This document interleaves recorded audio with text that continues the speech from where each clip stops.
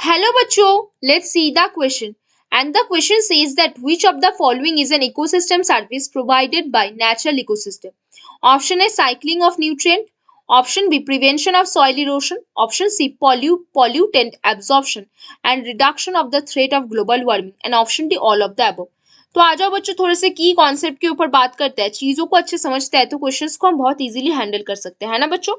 तो क्या बोलेंगे, द प्रोडक्ट्स ऑफ, क्या बोल सकते हैं बच्चों, द प्रोडक्ट्स ऑफ, किस चीज के, products of ecosystem, products of ecosystem, एक बीच में लाइन ड्रॉ कर लेते हैं, products of ecosystem processes, processes are named as, ecosystem processes are named as, क्या बच्चों, are named as ecosystem service.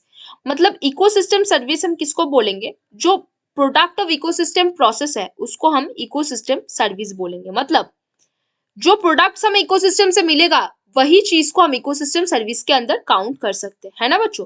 तो अब देखो, अब नेक्स्ट पॉइंट पे हम क्या लिखने वाले हैं, नेक्स्ट पॉइंट पे हम ये लिखेंगे क्या, कि जो सॉइल फॉर्मेशन है, क्या बोलेंगे, soil formation and it's protection, क्या बोलेंगे, सॉइल फॉर्मेशन मतलब सॉइल का बनना और सॉइल का प्रोटेक्शन करना, एंड सॉइल फॉर्मेशन एंड क्या, इसका जो प्रोटेक्शन है वो बेसिकली क्या है, soil formation and protection are the major ecosystem service, are the major ecosystem service, major ecosystem service है सॉइल का बनना और उसका प्रोटेक्शन करना, है ना बच्चों।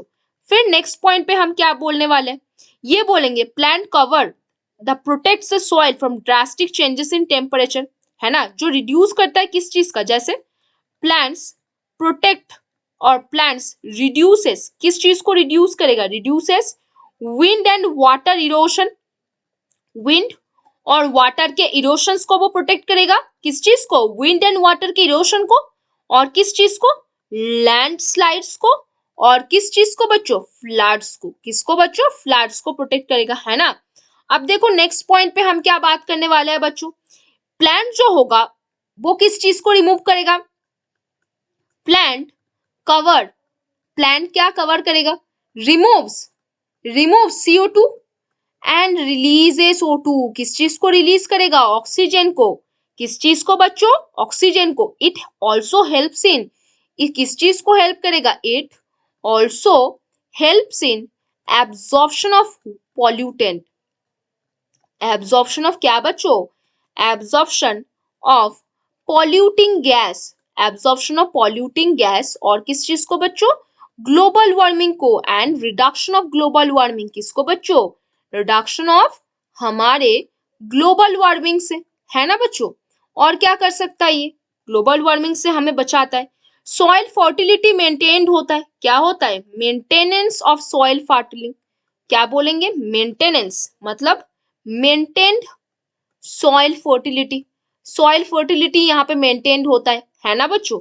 तो यहाँ पे क्या होता है, अगर हमारे यहाँ पे बहुत ज्यादा अमाउंट पे प्लांट है तो वो CO2 का अमाउंट हमारे एनवायरनमेंट पे घटाएगा और ऑक्सीजन का अमाउंट क्या करेगा, एनवायरनमेंट पे बढ़ाएगा, है ना।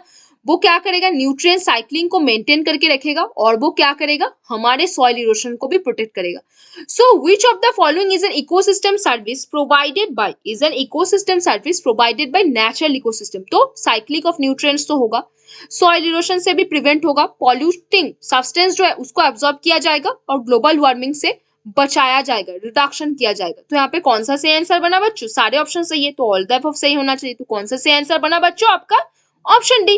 कौन सा सही आंसर बना बच्चों, option D, all of the above. तो बच्चों hope you understand the question very well, best of luck बच्चों।